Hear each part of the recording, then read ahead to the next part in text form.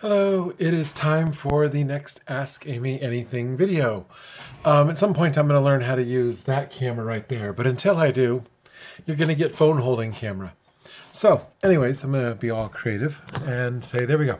All right, this week, Ask Amy Anything, we've just got a few questions. They're a little bit touchy and topical, but that's okay. It is asking me anything. The purpose is to ask me whatever you want to ask me. It's usually trans related. I answer the best I can based on my own experiences and knowledge, or some of the experiences of some of the people around me that I know. So the first question was basically asked to me offline early on. It said, after I have surgery, do I still consider myself transgender, or will I ever consider myself just a woman? That's a pretty good question. I actually consider myself a woman. I am a woman. I think I've said that several times, but yeah, I'm a woman. I just happen to be transgender. I am no more or less of a woman than a person that was born with a vagina or any other trans woman that I know. We're saying trans because in this particular context, we want to specify that we're trying to say that there's a difference, but there really isn't. Yes, I can't have kids. There are lots of women who can't have kids. There are lots of other people who have, women who've had breast cancer, who've had their breasts removed. They have no breasts. Some women have penises. It is what it is. It's the gender. It's how I identify. It's how my brain is wired. It's who I am. I do have a personal goal to make it through an entire day without saying the word transgender. I don't have anything against the word. I'm going to be doing this the rest of my life, trying to help people, trying to make sure that nobody else is having to deal with the crap that the people before me and the people after me. I mean, my point is, I am a woman, and I always will consider myself a woman. I just happen to be trans, and that's okay too. Now, on the other side, I know lots of people who are transgender, and that is part of their identity. That is the primary point of their identity, and they're proud of it. And I'm proud of who I am. I'm damn proud of how hard I've worked to get here. So there's no shame in being trans. I'm a woman, and that's just the way I see it, and that's the way it is. So Emily asked about a hair flip because apparently I do a hair flip that she's seeing other people do. I'm not sure what she's talking about, but I don't know if it has anything to do with testosterone or estrogen or anything else. I just know that I'm tired of eating my hair. I'm not liking this camera placement because I'm looking in totally the wrong spot all night, and it's weird. So you're all going to be like, what is Amy looking at? There's nothing on my ceiling. See? Anyway, just a really, really messy laundry room. Yeah, that's all that's over there.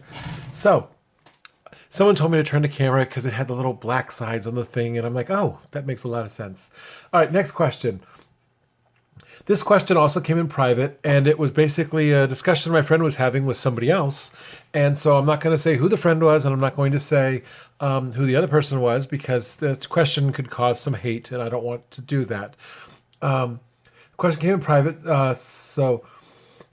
this is not my friend's opinion. That's the opinion of the person they were talking to. But they wanted to know what I thought. The quote, people who claim they are transgender are naive. They have a gender whether they like it or not. What's next? People aracial? I may be black with black parents and a black family and black ancestors, so I'm black.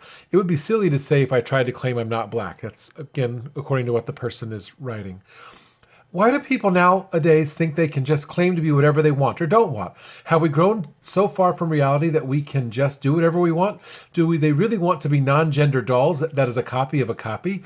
I don't understand the thought process about this. What's next? Well, I'm human, but I don't consider myself human. I consider myself a species, and I don't follow any rigid species rules.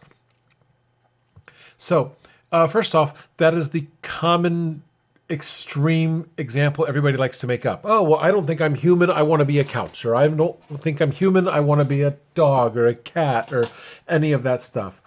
I don't really understand those thoughts. I have no desire to be a couch. I mean, my couch is really all messy right now because I've been, working like crazy, and my house needs serious attention from me and the roommates.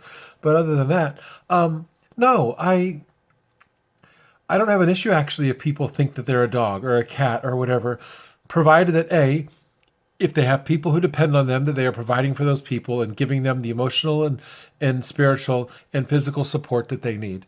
And B, that they're not hurting anybody else or themselves in the process. So as far as whether I think people should be cat people or not, it's not really my thing to think or decide for them. I'm not them. Any more than I want somebody telling me or who I am. I don't want somebody saying, "Oh, you're a guy," or "Oh, you're not a woman," or whatever. That's not for them to decide. Yes, there are scientists out there that say that we're all wrong and that there is two very, very rigid genders. And there's also lots and lots of scientists that don't. There's lots of scientists that talk about the gender spectrum and that there's thousands of different gender identities, not just male and female and trans male and trans female and the 2 or 3 names, the agender and the bigender and the gender fluid and the gender nonconforming and the non-gendered and I mean, there's so many other things and so many different classifications and the scientists are showing that there is more and more going on in our brains than people realized 1,000 years ago, 100 years ago, 50 years ago, 10 years ago, yesterday. There's a lot going on. You will find scientists that want to side one way or the other. Take a look at what their personal religious beliefs are before you decide whether their science is accurate or not. Because that sometimes has a little bit of an influence, I might think. So, yeah, I don't really understand or actually agree with thinking you're a different species. I mean, literally, because they do have a human brain one way or the other. But again, I am not going to judge them poorly. I'm not going to attack or humiliate. And I'm not going to feed into the evil wagon or the evil engine of trying to hurt people who think differently than I do. It's okay. So people like to use the couch as an example and stuff, but the fact is there's definitely a lot going on in our brains that not everybody understands. And I don't understand all of it, but I definitely don't want somebody else who doesn't know what's going on in my head to tell me what is. It's not their business. So, it wasn't asked this week, but for another Emily, daylight come and we want to go home. And I think that's just about it for this week. Thank you everybody for listening to my video. I still seem to be disheveled every single time I do one of these because it's always at the end of a night and I'm always running around. But you know what? It's okay. I've got an endo appointment in about a week. And so if y'all want to ask questions about that next time, it'll be fun. It's been a while since I've had blood drawn. I'm really curious. It'll be my almost like 17-month, 18-month mark. So I don't know. Life is pretty good. Anyways, I love you all. Here's half a heart. The other person out there knows who gets the other half. Thank you.